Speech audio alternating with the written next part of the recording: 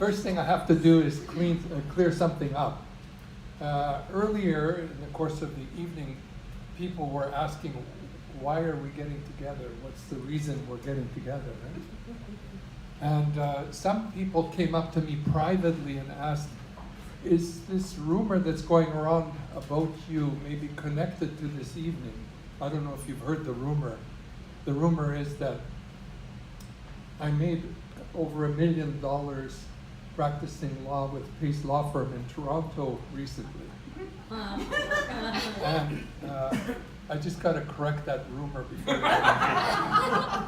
First of all, it wasn't practicing law, it was real estate.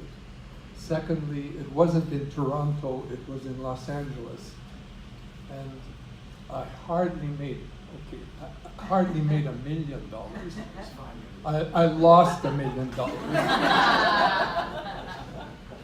Some of you may know I was born and raised in Edmonton, so I'm not a local person, but long ago I came here to study law, and actually Wally Patrician, who's over there, and I were writing the bar together some 40 years ago.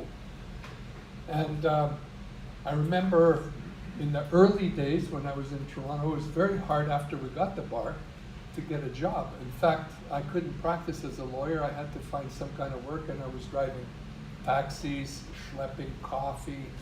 I was, this is true, I was an extra on a CBC TV movie, things like that. And I remember one day I was sitting in, actually it was in a bar downtown, and I was looking through the classified ads in the newspaper and overheard this conversation between two guys. The first guy says, so, what's your name? Second guy says, Boris. First guy says, I'm Piotr. Where are you from? Second guy says, I'm from Moscow. First guy says, interesting, so am I. Where in Moscow did you live? On Putin Street. First guy says, interesting, so did I. Where did you go to school? St. Vladimir School. Incredible, so did I. This conversation continued. Meanwhile, another patron entered the bar, went to the bartender, says, hey Joe, what's new? And the bartender says, nothing much. Just the Kotkowski brothers are drunk again.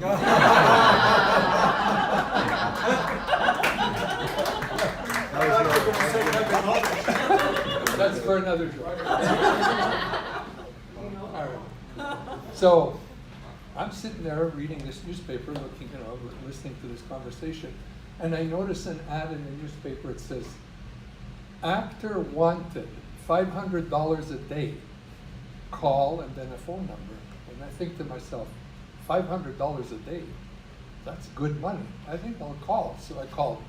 They said, come right over. So I went over. It turned out to be the local zoo. It was kind of fun. I went in, they said, come right into the back room here. I went into the back room, there are two guys sitting there. They said, look, we'll level with you. We're in trouble.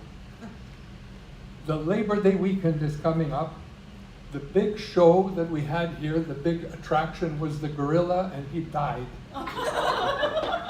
And all the people are going to be very disappointed. We don't know what to do. We rented a gorilla costume, and we're looking for someone. Put on the costume, go into the cage, act like a gorilla. You'll enjoy it. The people will be happy. You'll get $500. We'll be happy. How about it? I thought to myself, I'll do it. I put on the costume. I went into the cage. I'm sitting there and I'm swinging on the swing, waving to the people. People are excited. They're so happy to see the gorilla there. I'm laughing.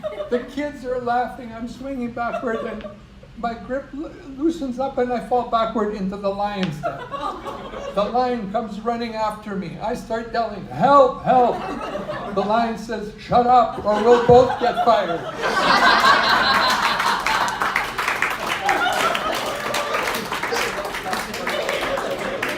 It's true. It's true.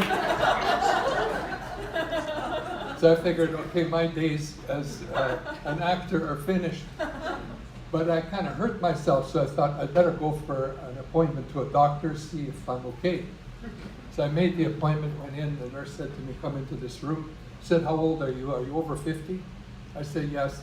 She said, okay, we're going to do a full exam, including a prostate examination. I said, okay. So I had a very thorough prostate examination. And just as the guy was leaving, the nurse came back in and she said 3 words I never want to hear again. She said, who was that?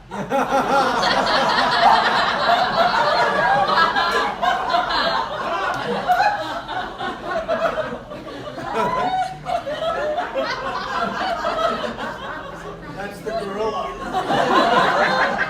That's the gorillas. So I was so upset. I went downstairs to the washroom. I'm sitting in a stall. And the guy next to me starts a conversation. He says, hey. I'm sitting there. Yeah? He says, how's it going? I says, okay. He says, you gonna be long? I says, no. The guy says, hang on, George. There's some wacko in the next stall trying to start a conversation with me.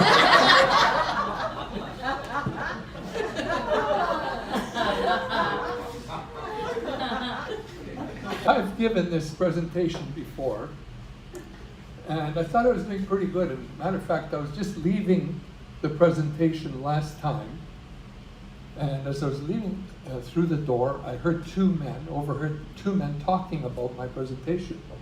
And one guy says to the other, if I only have 5 minutes left to live in this world, I hope it's in an audience where Andy Semotiuk is the stand-up comic.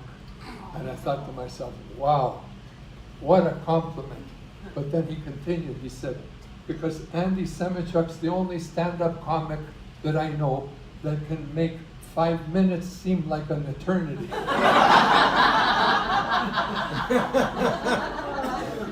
Okay, that's it for this round. We have some more talent coming up.